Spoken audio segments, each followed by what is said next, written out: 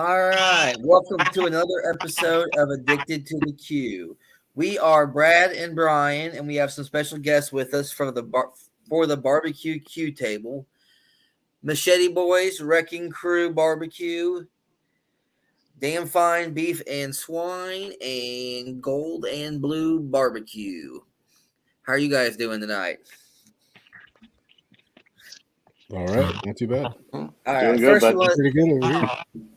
First, we want to thank our sponsors, King Louie's Meat Apostle, Rum Runners, Hunsaker Smokers, Inkbird, Butcher's Barbecue, The Good Charcoal, and Springer Mountain Farms. And a question for everyone in the comments, what is the biggest thing you try to get accomplished in the off season? Leave us a comment. Now on to our guests. So I'll start with you guys. We'll go around. What is the biggest thing you guys do in the off season? Do you make changes? Do you practice? Do you say I'm never going to touch barbecue until I have to cook in their contest? Or what's your guys' off season rituals usually like? Well, there's not much snow to shovel in Minnesota this year, which makes getting the smokers in and out of the garage and the sheds really easy. So we've just been getting ready for Houston Livestock Rodeo Show here in a few weeks and trying to take as many reps in as possible just because we have no contest to get to cook right now. So lots of backyard practice for us. But that's normal protocol for Machete Boys in the wintertime. Travis, you're next. What's your biggest off season? I'm probably one of those guys. I won't actually do any practice cooks until like the week before our first comp. So I don't think I've cooked any competition barbecue since Zombie Q on the last weekend of October. I kind of use the off season really just to kind of get as much family time in as we can before we start hitting it hard. So that's really about it. We'll play around with some flavor profiles on like pork chops or something, but other than that, we really don't do a whole lot. We might change out all the gaskets on the drums or something, but really we don't really do a whole lot of practicing. Alan, you cook for a living because you work for a grilling company now, but you don't do any competition cooking, do you? Oh, we don't cook there. I just make my lunch there.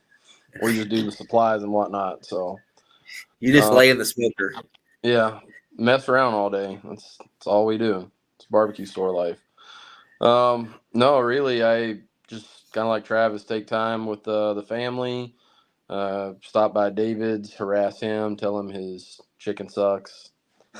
It was very, very shitty this weekend. I will give it that. I have not dialed in an HLSR chicken yet, but we're gonna get there. Oh yeah. You gotta do half chickens, right? Yeah. So it's a completely different beast, and I don't know, man. Like I'm on the verge of spending that $250 to go find somebody's class out on the internet to take, but I'm gonna give it one more go in the morning and see if I can figure out what I'm doing wrong or try a couple different things. But it's a different beast, man. The rest of it I'm not worried about, but that chicken's got me shook right now for sure. Yeah. Yeah, really, not a whole lot else going on in the wintertime for us. Just trying to figure out what we're doing for next season. Ryan, yeah, we've got to. Can't say that we've practiced too much in the off season. I'd love to say that we have, but realistically, wouldn't be true. Honestly, I have a list on my phone of a lot of stuff that I wanted to cook that during the season we just didn't have time to do. So I've been cooking a lot of the stuff on the list that, just some more fun stuff or do whatever. But still try to, get the smokers out and do that. And I've thought a lot. I mean, I guess if my version of off-season prep is more so just thinking about last season and trying to figure out kind of what went right, what went wrong, what we can fix and do a little bit differently. And then I just, I need to find the time to actually implement some of that stuff. But, we'll get there. We've had a lot going on, so. Yeah, a kid, that's kind of important. So I have a question from the comments from Daddy Dutch Barbecue. Please ask David Ellis if he has ever been smoked out by another competitor at a competition. It's only happened to me once, and it was Daddy Dutch because I made the mistake of picking a new spot at what contest? KTD down there. And I don't know what he was doing, man. Like he had about 1,200 smokers out there, all of them fired up, and I'm going to put my brisket on, and he's got like a full-fledged stage 5 fire ball bellowing out of one of those things, and he's laying on the ground, and I had no idea what he's going on, but eventually I think they got it shut down, and he ended up getting a call for turkey, but I think he about burned everything else up or Was smoked it in it. that drum?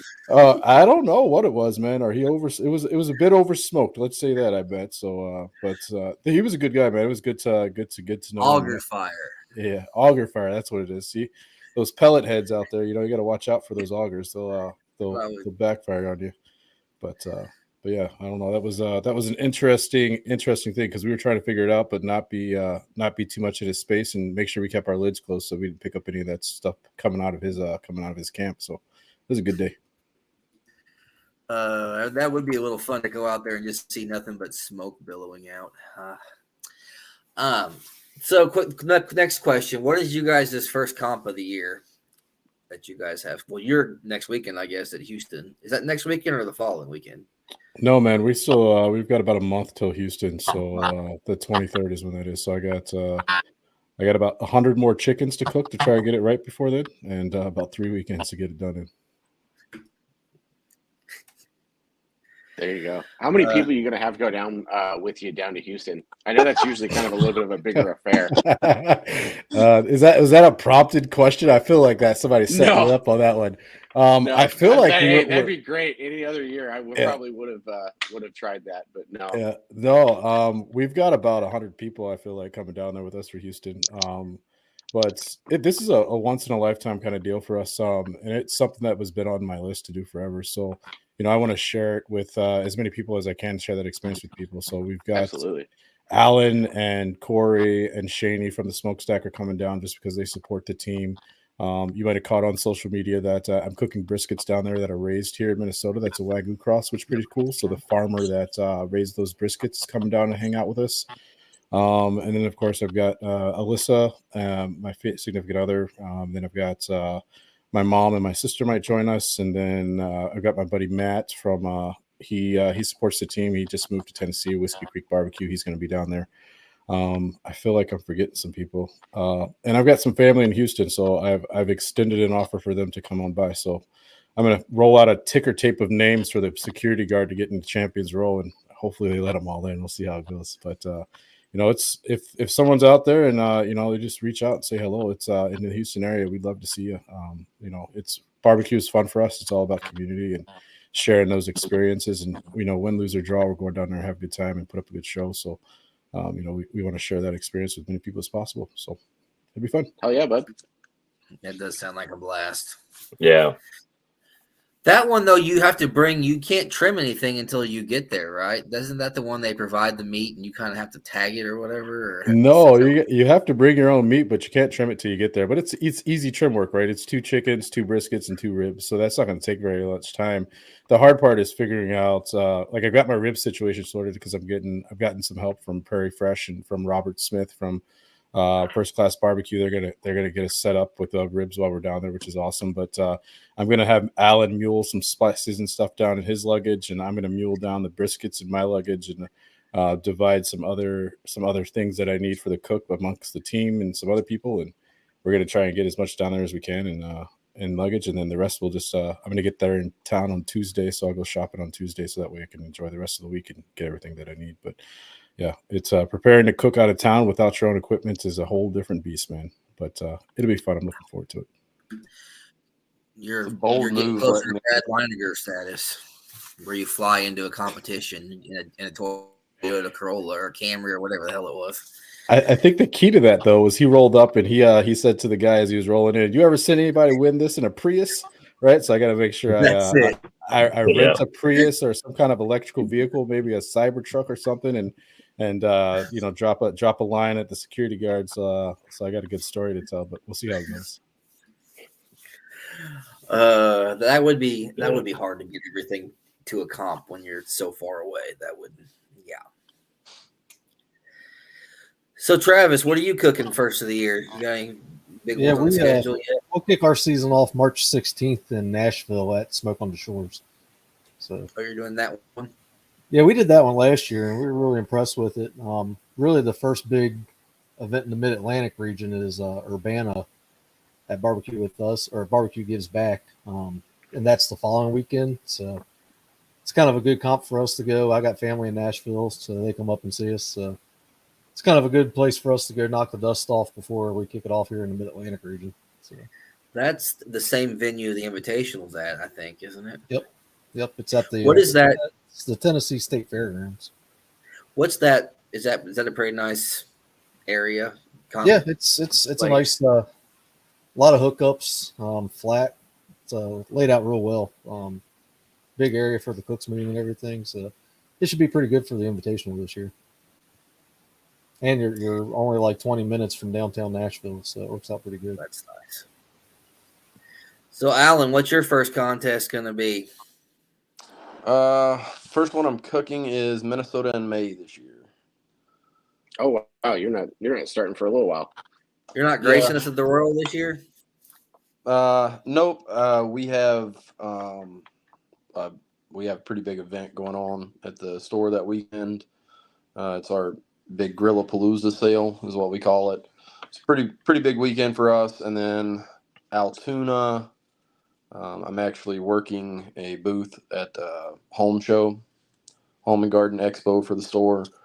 So that interferes with Altoona, but I'm going to dial it back this year quite a bit and not cook near as much as I have. Don't let him tell you that, because it'll be June and he'll be 15 in talking about his dialing it back. So are you going to kick my butt? Right. Are you going to kick my butt at the Invitational again, or are you going to go to it this year? I will not be going. Nah. So that I mean, it's the date, right? For me, I mean, I would love to go down there, but that's one of our. I mean, Memorial Day is one of the big major holidays for barbecuing, so Yes, it is. trying to step away from the store for that. I don't quite feel right with it. But I hope everyone has a blast down there. I've heard nothing but good things about that venue, and I'm sure it's going to be a blast. So best of luck to everyone who does make that trip, and hopefully I will make it back there someday. Yeah. We'll start the season off in Culetha, and then take and that's I think the second weekend of March, and then we'll take the weekend after that off, or whatever St. Robert is. We won't do St. Robert. I've been playing around with the idea of coming down to do the state contest at the Backyard Royal. Joel from Meat Rushmore has been heavily talking to me about that. And that's one that if you do that, you can roll in Saturday morning and leave Saturday afternoon. So that's pretty easy. And then we're signed up for Smoke in the Spring is the other one. So those will be the first two for us. I don't know what the whole season looks like right now. We won't hit probably the 25, 26 that we did last year, but we'll see. We'll see how it goes. You kind of harder with a baby either strapped to you or in tow. Right, that's what we got to figure out. Luckily, Culetha is still during her maternity leave, so it's like, we can try that one without it costing anybody any PTO. So that's good. Well, I know the Royal you got to hit. You got, like you said, I'm not going to lie. That just goes to show at the Royal that if you have to be consistent. I mean, you just can't tank a category. It's always a crapshoot who gets kind of, because the teams you think are in the hunt, they didn't get a call on something, and it's just, so congrats on that for you and David. So I'm not gonna lie, man. I was leaving. I thought it was over because we only had that one brisket call, but you nailed it. Consistent cook and keep the faith, I guess. Well, and that's what's so damn funny is for the Invitational, we only had a brisket call. That's all it was. Yeah. And so we're just sitting there. It's like, oh, cool. But yeah, I don't know if I've told this story to everybody here. It's super quick, but it was literally the plan was us, and then the group of people we were sitting around. Everybody was supposed to bring sandwiches, and so we were supposed to just sit during awards at the Invitational and eat sandwiches. When we brought food, well, as we're walking down to the Invitational, I decided that I'm going to eat an edible, which apologies to the show for that, but I'm going to do that. Well, it kicked in about 5 minutes before that call. And so we're sitting there, and I'm just leaning back in my chair, kind of dazed and confused. And Josh DeWitt, JDQ, his wife Jess, They're counting down, 10, 5, 10, 9, 8, whatever. They get down to 3, and then she kind of looks at me and whispers, "Damn fine." And I swear to God, the guy calls it like 2 seconds after that. And my brain was like on a massive delay where I'm just sitting there going, and that was the weirdest, most surreal out of body moment I've ever had. So there's a photo of us on stage where I lift the trophy and I look absolutely psychotic. I think I've seen that picture. It's a horrible photo of me as a person, but I bought that damn photo because I thought it was hilarious.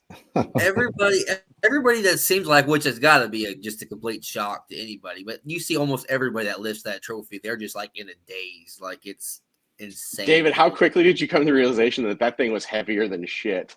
Dude, I tried to lift that trophy when I got home, like the next day, and I had that thing over my head like 3 times that night, and I was like, dude, that was pure adrenaline because I had one in me like after 24 hours of sleep, like that was it, but that was pure adrenaline. But I mean, I saw Keith from Love to Q who came third, and he lifted it and he held that shit above his head for so long. Yeah. I got on stage, lifting it up, and immediately went, I'm done with that. Yeah, but it was awesome to see everyone get up on stage, man. That was a great experience, right? So, yeah, it was hella cool.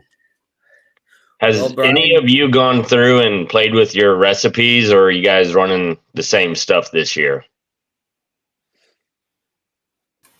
I mean, I will run probably 95% the same stuff that we did last year. I am taking a little bit of a look at our rib sauce because at the very end of the year, the ribs started to kind of tail off a little bit. So I just want to try a couple different things.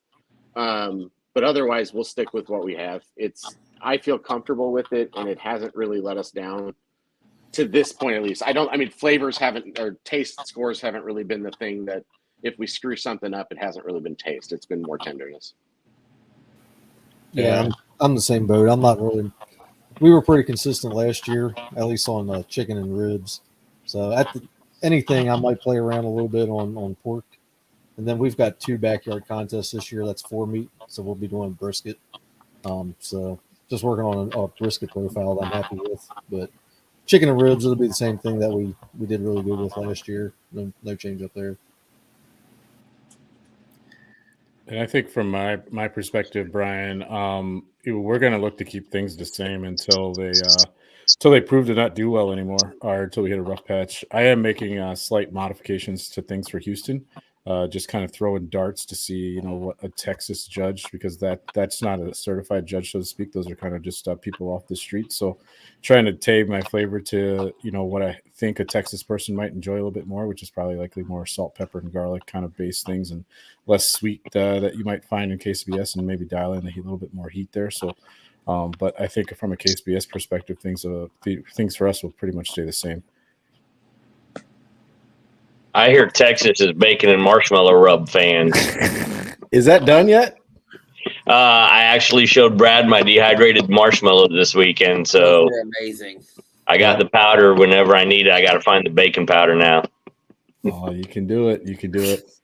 I don't know if I'll find somewhere to use it in the KCBS dessert competition or something, maybe at the Jack, but I don't know about throwing it down in Texas. We're going to keep it a little bit more PC for the folks down there, I guess. It'd be great on chicken.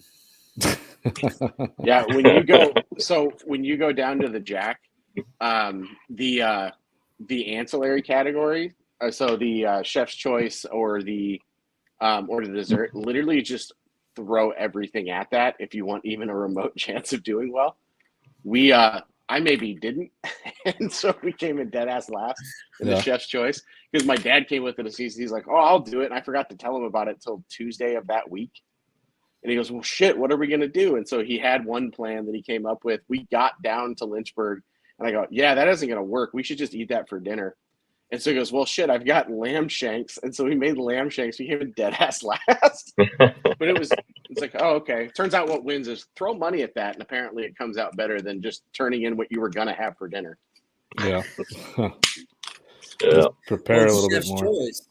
Yeah, I completely forgot that was a category until that week because I was so focused on everything else that the chef's choice thing, it didn't even occur to me. And so that was, maybe hindsight, but we still had fun. Cool. it's the Jack, just even being there is insane. Right. That's my bucket list cook, one of them. It's cool. It's cool. It's definitely an experience. So what do you all think about the Royal being moved back this year?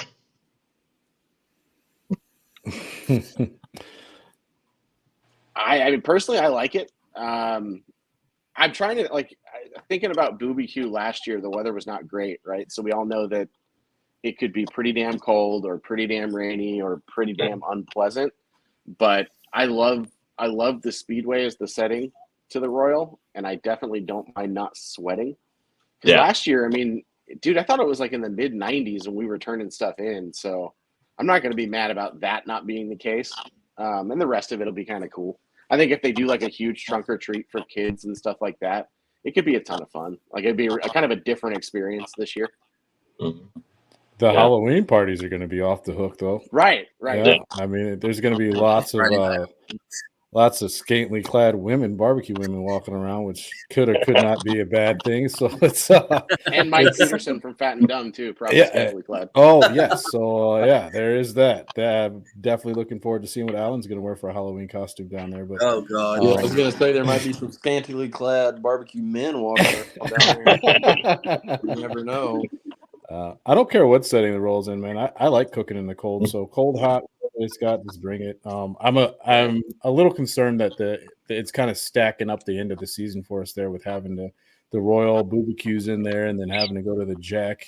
That's a lot of miles for us. So we're going to have to drop something in there. And unfortunately, that's probably going to have to be BBQ just because that's 8 hours from here to Missouri and then another 8 hours to go back to next weekend and then all the way down. Is that so the Jack is literally the 2 weekends before that then?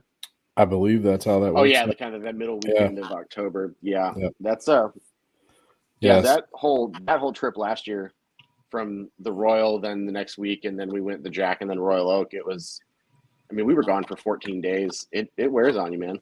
Yeah, no, it's a lot of driving, a lot of window shield time, and having a little one with activities and stuff. You don't want to miss out into that too much. And we'll bring her with us to the Royal, but we're not going to take her with us to the Jack. So let's I don't know. Of course, I say that now, but it's the end of January, and that's not till November. So we'll see. They were pretty accommodating in some ways to kids at the Jack, and then not accommodating in others just because of the nature of where it was at. Yeah, like the dinner on the hill on the Friday night. I know kids weren't allowed at that, but I mean, there were like Saturday when you're doing all your turn-ins and stuff. It's weird because it's almost like a public event, but it's odd because there's just hundreds of people walking around and they all stop and they want to talk and do all that stuff while you're in the middle of the contest. But they had they had bounce houses and stuff for kids out there then too. So yeah, it's a mixed bag where that's concerned.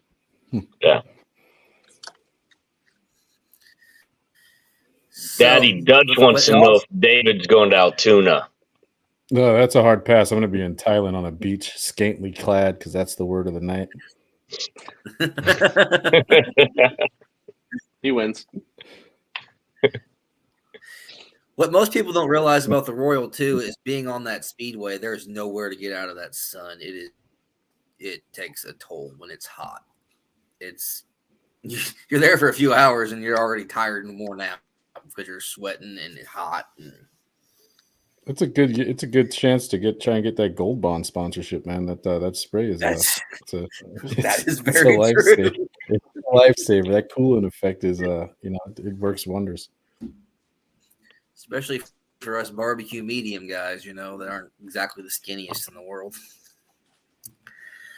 That's why my favorite contests are March, April, and May. Once the Invitational was way too hot last year. I am curious, what is everyone's favorite contest that's been out here, right? I know, Travis, you cook a lot out on the East Coast. If I was looking for an East Coast contest, where should I head? Man, really, you can't go wrong with any of them. But really, PBQ, we did that one last year, and that needs to be on everybody. PBQ, that's the one with the super cool wood trophies, right? Yes, that needs to be on everybody's bucket list. That place was off the chain. It was a 3-day party. Every night, starting Thursday night, was free booze, free food, and free entertainment. Oh, wow. Friday night the same, and Saturday night was the same. I mean, they go all out. So put PBQ on your schedule. But As far as the East Coast goes, I mean, there's so many really good ones. We got Brad flies out to a couple of them. There's one up in PEA, Smoke on the Rails. That always has over 100 teams combined, backyard and pro. Barbecue Gives Back. It's a 2-day double. Smoke on the Rails is a 2-day double also. There's a new one that's starting up in Williamsburg, Virginia, and the backdrop is Williamsburg. So a lot of historical stuff there. It's right on the water. That's going to be a really good up and coming one in a few years. So we've got a lot of really good ones out here in the Maverick region. Nice. What about you, Ryan? Where are you going every year? Where am I going every year? I mean, obviously we'll do the Royal every year. It's hard when it's in your backyard not to do it. As long as Greg does BBQ, we'll do that, even though I get curb stomped every single time. And then Corey Linton puts on Smoke in the spring, which will be one of the first ones to do this year. That's just a super fun contest. He does that right. Yeah, I couldn't agree. I've heard good things about that one. Yeah. Mr. Larry Moore, what do you got? Well, I think bringing home the bacon is always going to be top of the list for us. That was just, David, we got a lot to offer for the kids. It's a beautiful campground. Keith and Lori always run a good contest. Boomer Backyard down in Canton, Minnesota is a very small contest. It's normally capped at like 18 teams just because they're limited on size. But the town is a town of like 300 people, and it's their day off, as they call it. And they shut the little town down for the whole weekend, and it is an absolute party. I, too, get curb stomped at that one every year. But I absolutely love it. And Brady Bergie, he is just a fantastic organizer. And then if I've got to travel far for one, BBQ.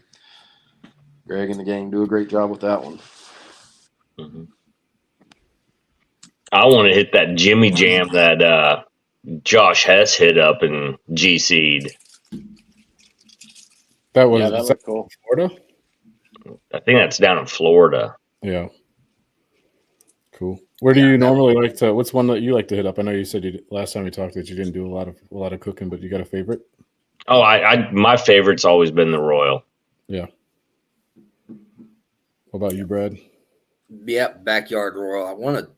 I'm hoping to get hit to the real Royal the Masters Royal. But yeah, for sure the backyard Royal. I don't know. It's just something about that area. I just enjoyed it. I mean, it's actually pretty. A lot of people complain about communication with the backyard Royal, which there is. They need to get a little better about communicating, but it always kind of kicks off my year, and I enjoy it. That's a rough. Plus, it was kind of the first sanctioned comp I did, so it kind of has a special place. So, from a backyard perspective, is that rough? Like your first comp of the season is like a championship one, like a big one. So you got to be on your game. Like, do you guys? Like, I guess Alan, I know, prepared a bunch before he went down there. Is it likewise the same? Ryan, did you cook that one too? That was my very first contest, and we won it. So it gave me that false sense of accomplishment. Oh, wow. Yeah. Yeah, it kind of fucked me up. No, the rest of them, actually. That's why I scheduled an unsanctioned rib cook about middle of February, because I'm always so rusty at the Royal. So that way, at least I'll have cooked something for shake some of the rust off. No, it's fun though. I think it's neat because it's down in the bottoms where the Royal where the normal Royal used to be, and it's kind of cool because it's definitely been a little bit of a revolving lineup of teams.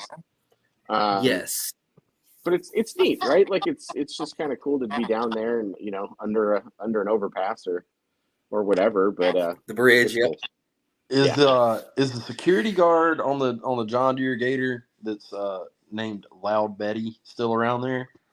I have no He idea. was absolutely hammered the year we went. I've never made friends with a security guard.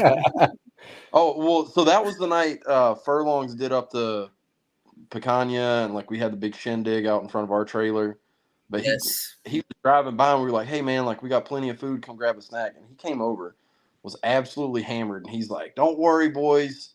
me and old loud Betty, we got her taken care of tonight. Nobody's touching any of y'all's stuff. I do remember that now that you say it. Yeah, old loud Betty. That's And funny. he kept like sneaking off around the corner, and we figured out he had him a bottle like around one of the buildings. So he just kept like going back there and hitting the bottle, and he'd come back and make a lap. And so that was the first a fun time contest. down there. That was the contest I got introduced to Roll-'em as I was going to the bathroom. That was the interesting way to get accustomed to competition barbecue. It seems like that's how everyone gets introduced to the roll-'em tables on the way to the bathroom. Yes. Yeah. When Alan said he wasn't going to be in Tennessee, my first thought was, well, my liver thanks you. And then I went, oh, wait, no, Joey could still be there. Yes. They had a lot of fun last Invitational. I will say that is not one of my favorite comps, though. Like, it is because it's the Invitational, but to rank it among the best is not. How do you guys feel that it's like the third time in 18 months that they're cooking that thing, man? It's like, right. That's let a brother have his year here. Yeah, no, they don't want. No, brother, you from Minnesota? They don't want us to have anything, man. You better get a few months to that. Touche, you got a point there, bud. Yeah, but I don't know how you guys feel about that. Is it like, to me, it seems like it's overkill a little bit, and I have a hard time trying to rationalize spending the money to travel all the way down to Tennessee to cook that contest again, right? Like, my fourth place ribbon's still sitting here from the last one, right? So it's like, right. It's super close. Like, I like it for the sense that, like, there's only a few contests throughout the year that you go, I'm going to see most of the people, right? Or you're going to see most of your buddies or people you don't see that often. But yeah, it's just with it being a revolving date every single time, it's just kind of odd. And then also you go, okay, well, what's the criteria for getting in this year? You go, if it's in May, are they just letting everybody from last year? I guess that's what they're doing. Plus some, people that got later qualifications. But yeah, it's just kind of strange. Yeah. I don't know why they just won't stick with a location and a date and be done with it. That way you know every year when it's going to be.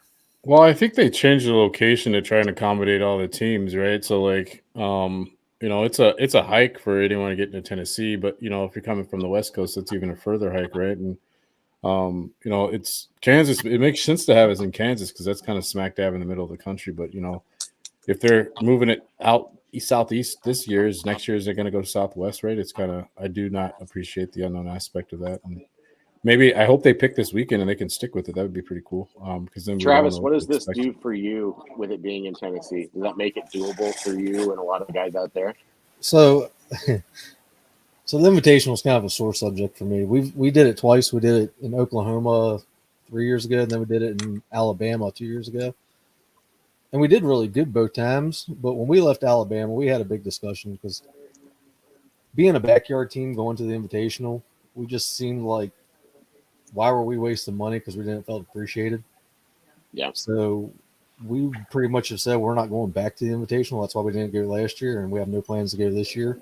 Even though we're going to the same venue in March, we decided we'd take whatever money we would have spent for the Invitational and go to a different comp every year. So last year was Pusacu, which after we went there and saw how we were treated, that's now a yearly big contest for us. But this year we're actually taking that money and we're going to Carrollton, Kentucky.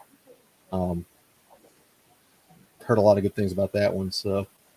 Is that how you guys are breaking it down? Is just like you guys' experience at a contest, like when you guys are putting together your calendars? Because I mean that plays in a little bit to our calendars. Like we think about contests that we like and we prioritize those, and then we think about contests that other contenders have said that they enjoyed and how that seems feasible. Yes, absolutely. We have our contests that we'll do every year. We will always do every competition in West Virginia just to support in-state comps. Yeah. Then we have our Mid-Atlantic region comps that we always do. And what's good with the Mid-Atlantic region is a lot of the organizers make sure that they don't plan their dates on the same weekend, even if one's in like North Carolina and one's up in Pennsylvania. Even though they could in KCBS's eyes, they know it's going to kind of split people into region. Mm-hmm. So we're pretty lucky out here is that doesn't happen. So we can pretty much make any competition in the region that we want. This year is a little different for us because it's going to be our last year in backyard. So we're only doing 3 meet or 4 meet backyard contests this year, so that kind of cut our options in half. So basically, if it's any 3 meet or 4 meet backyard contest in our region, we're just going to go ahead and do it. Carrollton, Kentucky is actually a 4 meet backyard with brisket added in. And then Nashville, Smoke on the Shores this year is a 3 meet backyard. So it all kind of worked out for us. Yeah, I mean, we'll look at that a little bit, but as I said, we're kind of fortunate in our region that we don't have to really decide between 1 or 2 contests each weekend. It's kind of laid out for us. So. Yeah. That's cool. Yeah, I've never kind of thought So of it is that the way thing- just because. Go ahead. Sorry, bud. No, I was back to the Invitational. Was it just the thing about them only announcing reserve and RGC and GC for backyard? Because that kind of a little. I mean, you don't have to pay them, but you would be nice to at least announce top 10. There was a lot. If you were in Oklahoma a few years ago, the banquet in Oklahoma was just over the top. It was really good. The banquet in Alabama, by the time we got to the food, they had already started running out of half the food. So we felt like we kind of got gypped on our ticket. We didn't get to really enjoy the food. Then there's just some miscues. You know, we were a turkey team of the year. I think we were 13th. And they had the trophies there, but we didn't get recognized at the banquet. Ended up having to screw up. And there were some other small little things throughout the whole weekend that were just like, you know what, that they're just, you look at CBA and what they do with their premier event, their invitational, and you look at other sanctioning bodies, SCA and other things, and you just see how over the top they make it for the teams. It's just, it just put a bad taste in my mouth because I felt like KCBS wasn't doing the same, especially if you're a backyard cook. And we're seeing that again this year. They're only paying first and second, and they're paying back to 15th for master. So, and we saw that on the shout out. I'm sure I stirred the hornet's nest on my comment.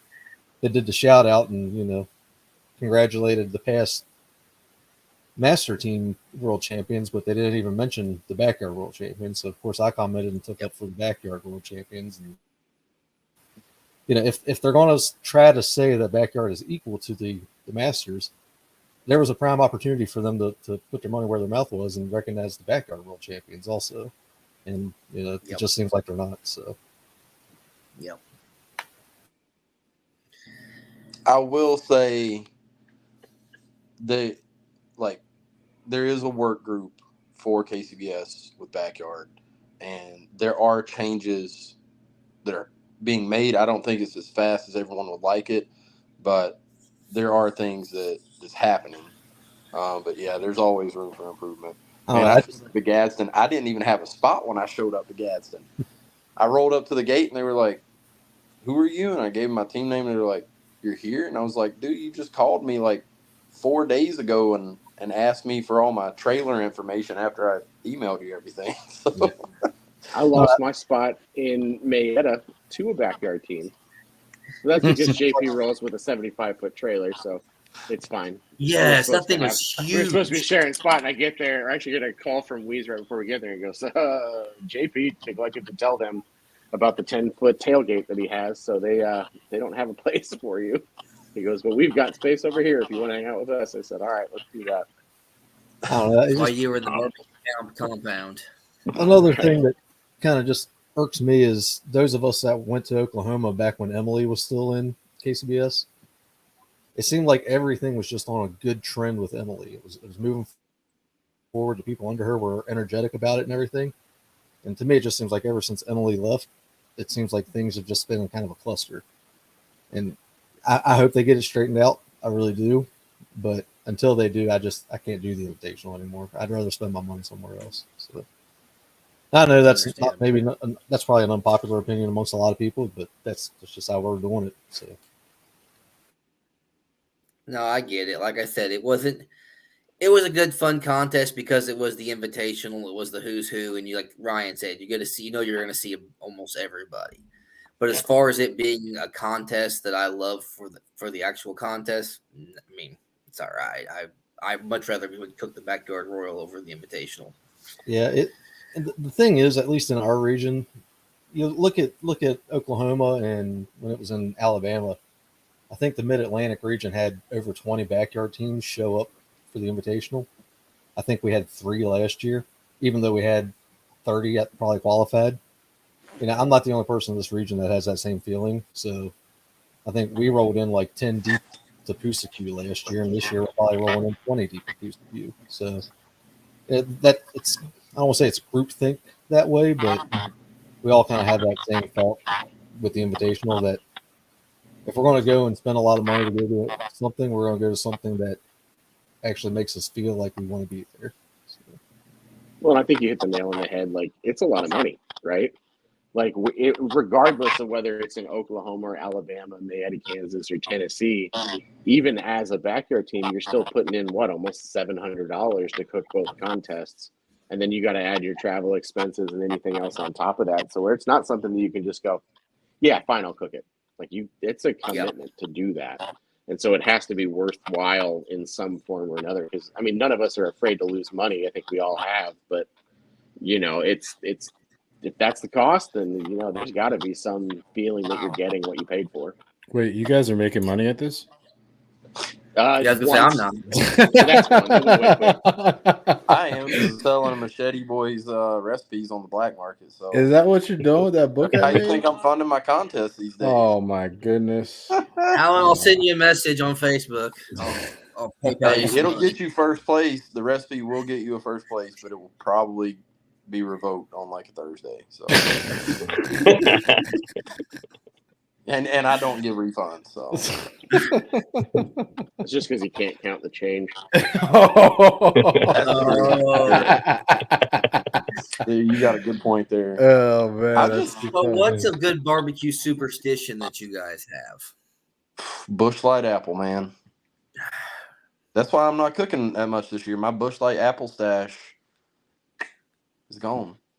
What if it's really, really old or hot? Would you prefer to have a nasty Bush Light apple over not one at all?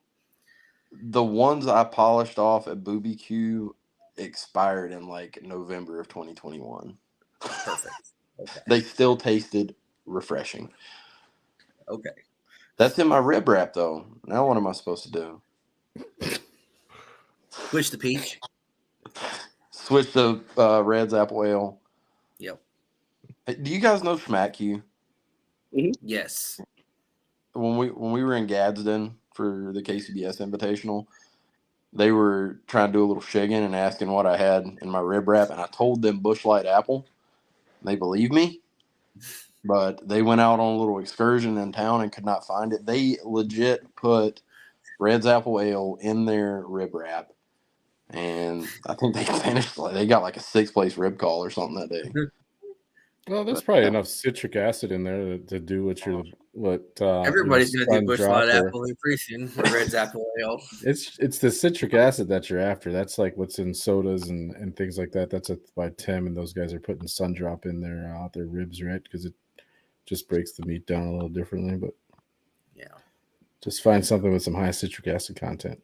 I don't have any superstitions, man. Every cook is its own beast, and I just go into it just trying to be consistent. But I don't have to drink a certain drink or make sure my trailer's parked a certain way. I know there's teams out there that are like they have to be a certain way they're hooked up, but I don't really have any superstitions. Not that I'm aware of. I'm sure somebody has noticed some tendencies that I have that are similar across contents, but I can't say I really have one.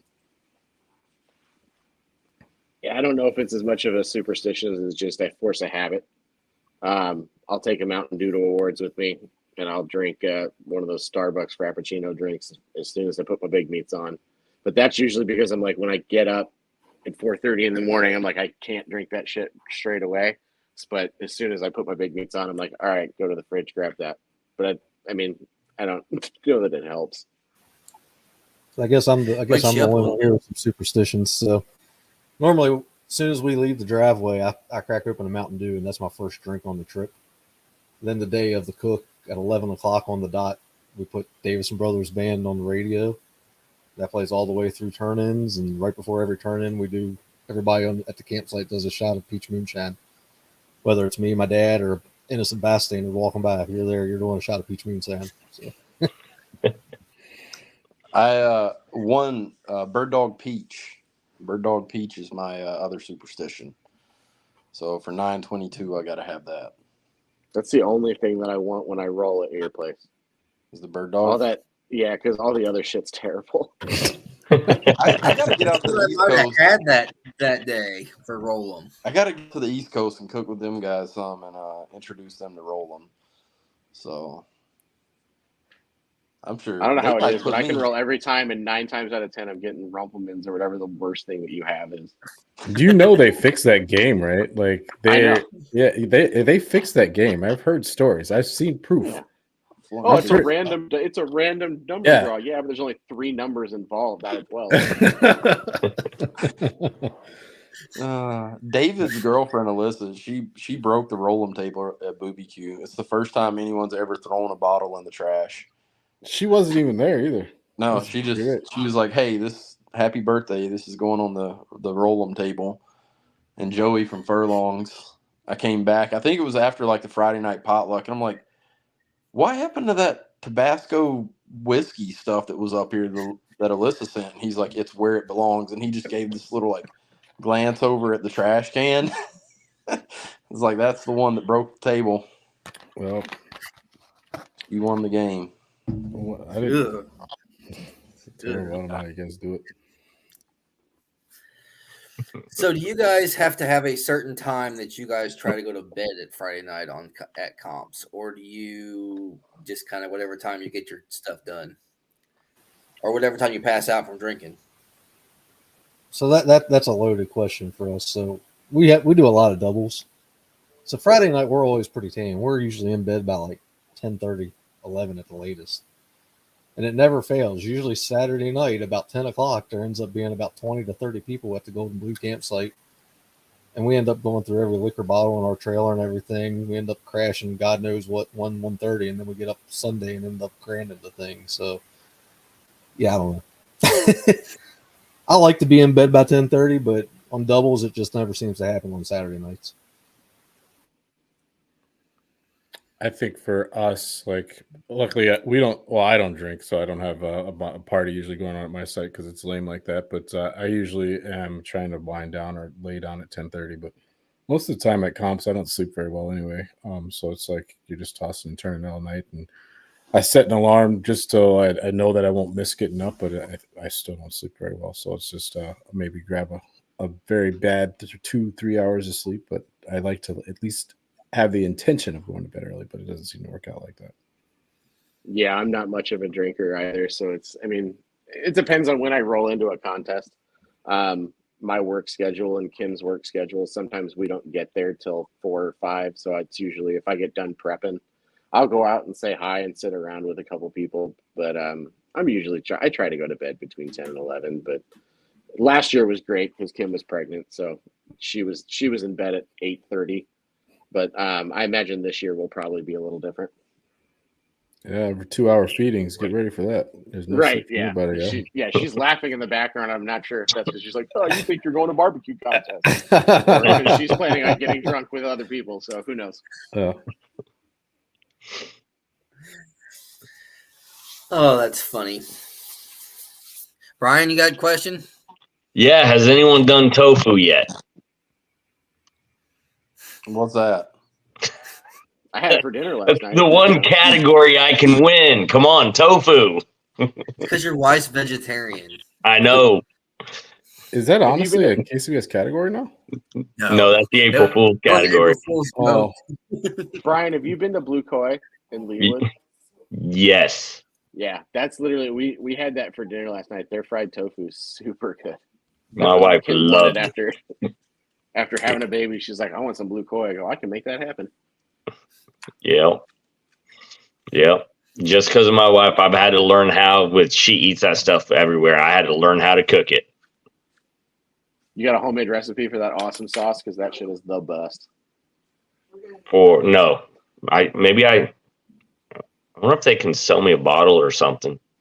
Right.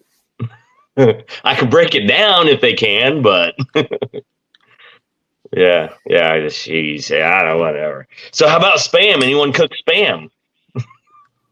I did actually. Before. Yeah.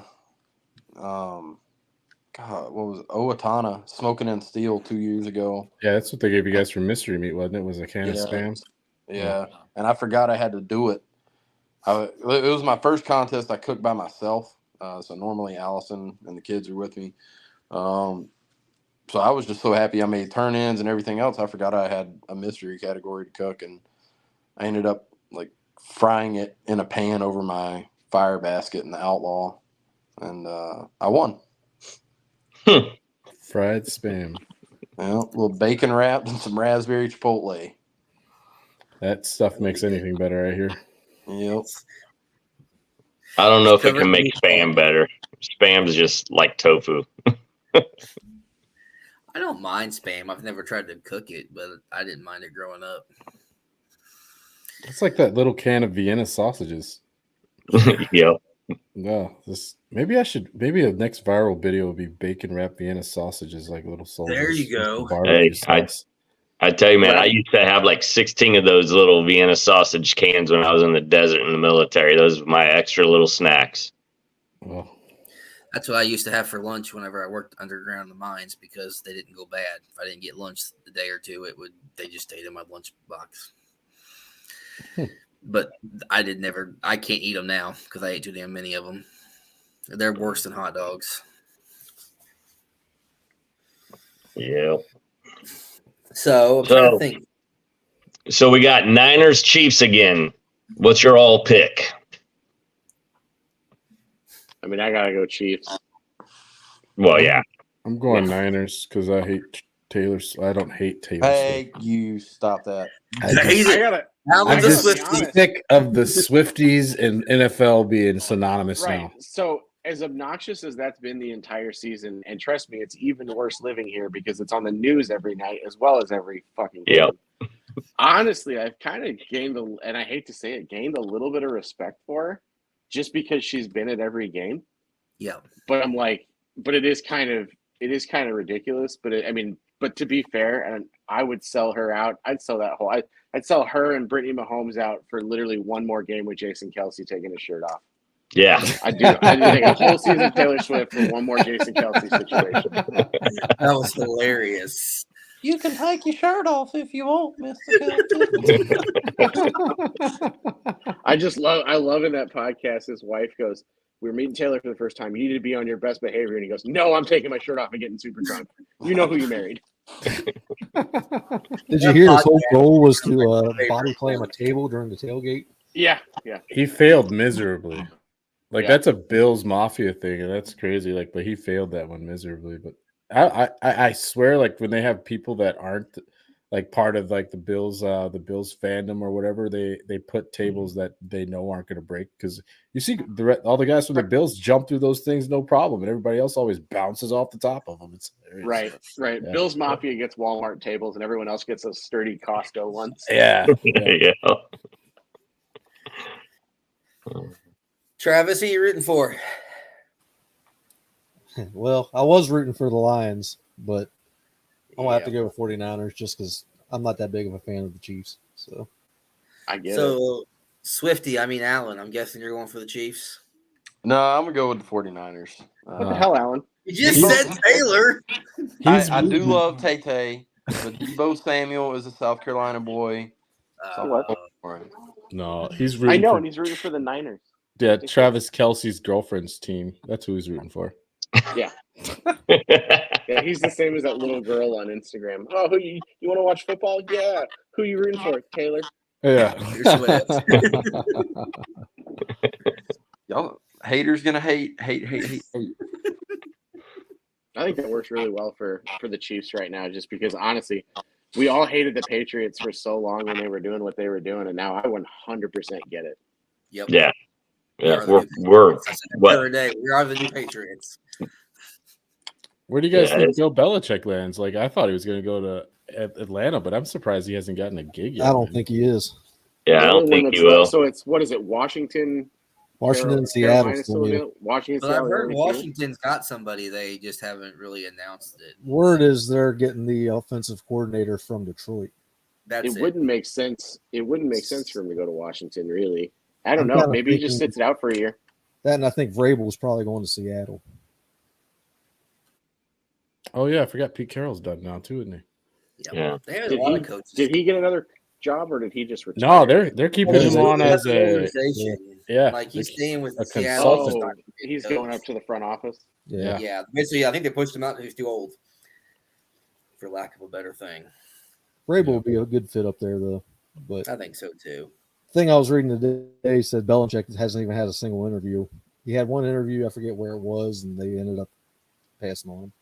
To be fair, think it was- he doesn't even seem like the type of guy that would need to really interview for the job. It's a hell of a He risk. just, Well, he just takes a picture of the rings and just goes, you know what you want. Like, Well, I think Brady's the one that got him the rings. Look how good he's done since Brady left. right?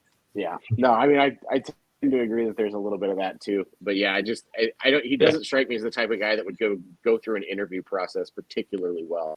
Yeah, well, that and 6 rings still looks pretty damn good on a resume. Yeah. Yeah. My thought with him is he won't go anywhere this year. Dallas will have another season like they did. Jones will get rid of McCarthy, and then they'll get Belichick down in Dallas. That's I what was I think. shocked that That's he what I didn't think's do it gonna after happen. that game. That's just becoming the Dust Bowl down there. It's like the whole front office would be old. The average age would be like 85 or something. Crazy. They Well, I old, thought that's for sure. I thought for sure Cowboys wouldn't choke this year. Nope. Are you a Cowboys fan?